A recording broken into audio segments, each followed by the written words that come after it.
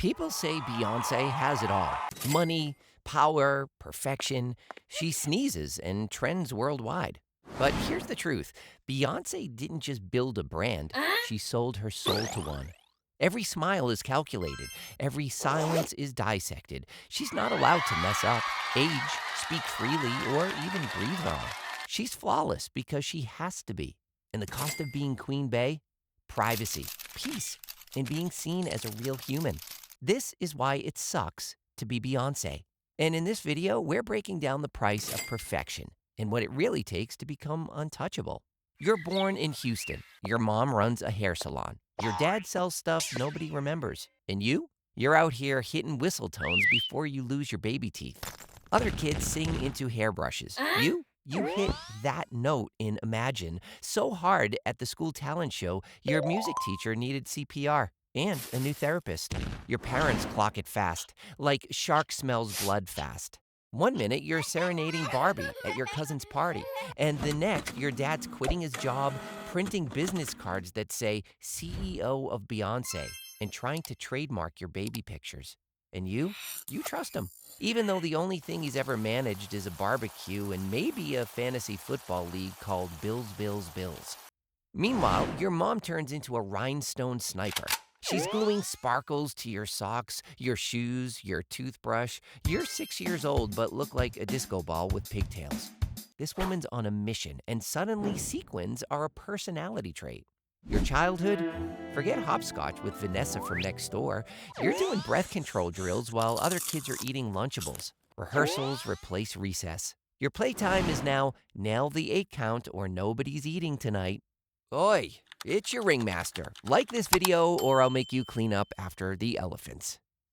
By 10, you've got the work ethic of an IRS agent in April, except you're wearing sequins and your office is a church rec center. Weekends aren't for cartoons, they're for talent shows with names like Glitzapalooza and Texas Tween Supreme, where you compete against other kids in fringe and fake lashes for plastic crowns and maybe a $25 Chili's gift card. You win most of them. When you don't, your mom's in the parking lot sewing a new outfit on the dashboard, and your dad's burning demo CDs on a Dell so old it still clicks when you open Word.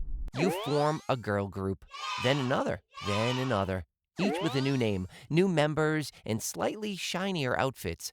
It's less band and more girl group Hunger Games. Eventually, one sticks. Destiny's Child. Sounds holy. Feels like work.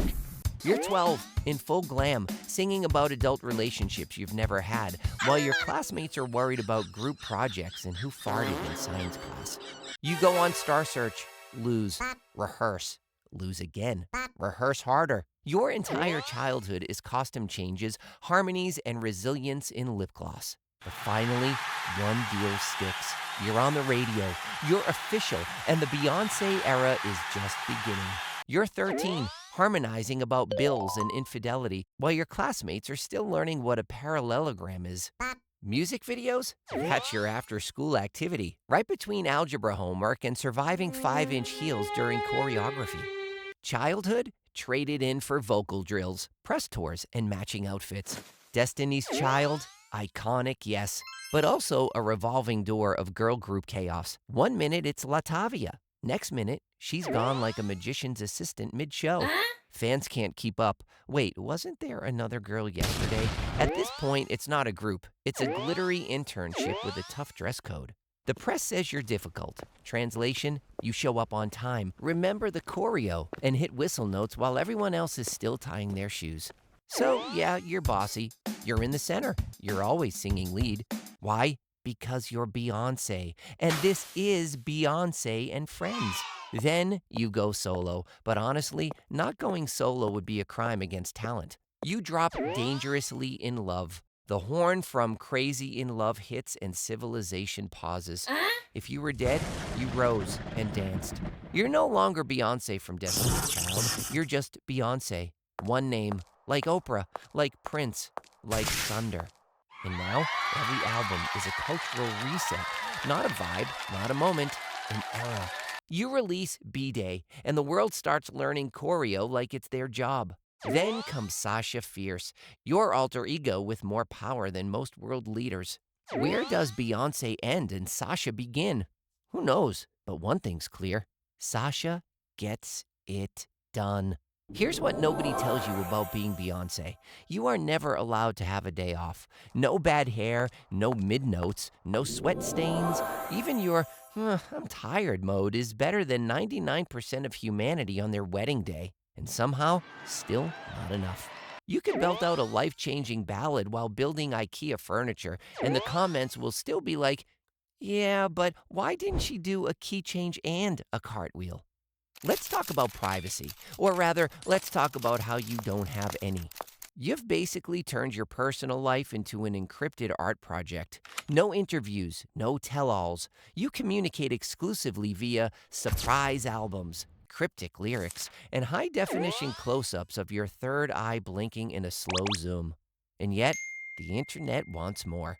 You drop one mysterious line in a song, and suddenly every podcast host becomes a full-time FBI profiler.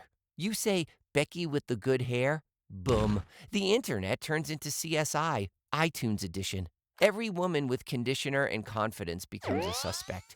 Hairdressers are being interrogated. Pinterest boards are being subpoenaed. Someone's aunt with highlights gets doxxed on Tumblr. Oh, and marriage? Yeah, good luck keeping that sacred.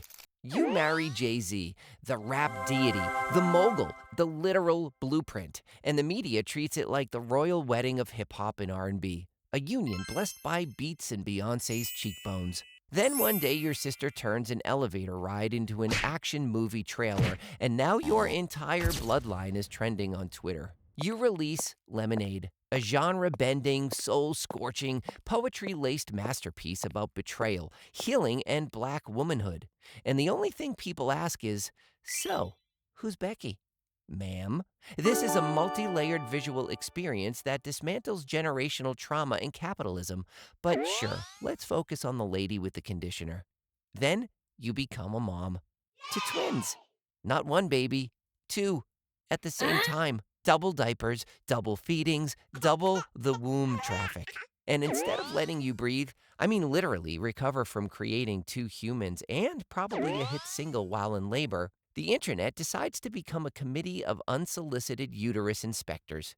People are out here speculating about your weight, your marriage, and your entire reproductive history like it's a Netflix true crime doc. You post a maternity photo that looks like it belongs in a museum next to actual Renaissance paintings. Flowers, veil, divine lighting, ethereal energy, and people are still like, why does she look like that? Because she just created life and light direction? That's why. But fine, you keep going. You win awards. So many at this point that you probably need a trophy butler just to carry Grammys from room to room.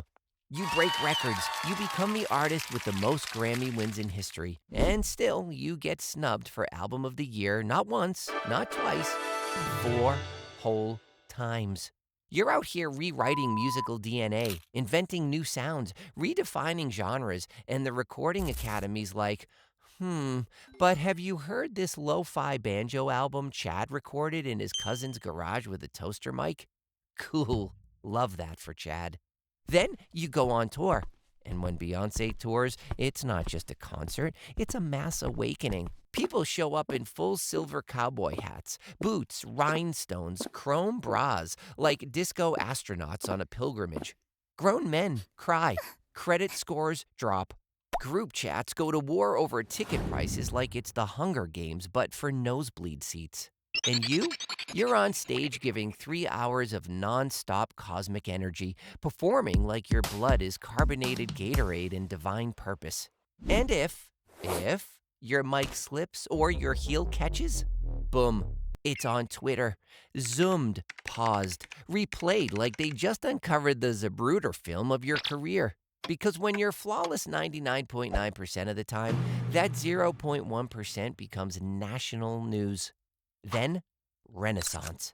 An entire album of liberation, a love letter to black joy, black queer culture, dance floors, Studio 54 vibes, an unapologetic don't touch my vibe freedom.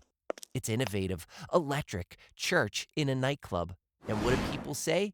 She didn't promote it enough. Excuse me? Ma'am, Beyoncé breathed on that album and it caused seismic activity in 14 countries. Volcanoes trembled, satellites blinked. People got pregnant just from listening to Alien Superstar at the gym. But go off, Susan from Wisconsin. Let us know when you drop a generational masterpiece between school runs. You're worth $500 million. You've got your own label, you've got your own fashion line, your own fragrance empire that probably smells like ambition and platinum records. You've collaborated with Shakira, Jack White, Kendrick Lamar, and probably Zeus at some point. You've filmed entire visual albums inside castles, like a medieval boss babe with an HD camera crew. You made being on mute a competitive sport that caused full stadiums to fall into complete silence faster than teachers in the 90s. And still, you walk into a room and someone whispers, "She's overrated." Excuse me? This woman has reinvented music, motherhood, marketing, and ponytails. And Karen from Twitter thinks she's doing too much. Being Beyoncé means you're not allowed to slip, trip, age, sneeze, blink, eat, or exist without becoming an international incident. You take a bite of a burger in public, boom, trending topic. You wear a trench coat, conspiracy theorists start connecting it to Lemonade, The Matrix, and lunar cycles. You blink in an interview and someone publishes a think piece titled, "The Fall of Beyoncé. Is the Queen tired?" Tired?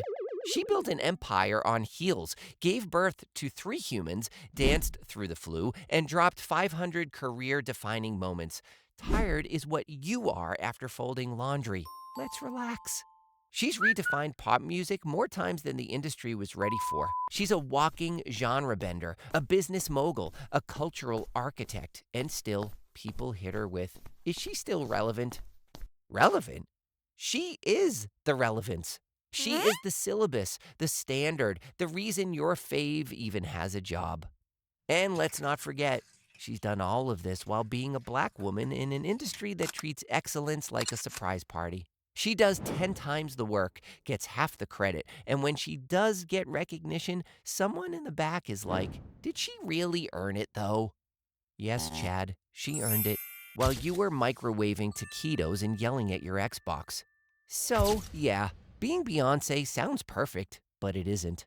You can have the voice, looks, business acumen, talent, influence, legacy, fan base that would literally go to war for you, and still someone will call you overrated from a couch that they haven't stood up from since 2009. That's why it kinda sucks to be Beyoncé. Because no matter how divine, iconic, or culture-shattering you are, you'll still have to prove it again and again and again. This is your Ringmaster. If this video made you laugh, cringe, or question your career, hit like now.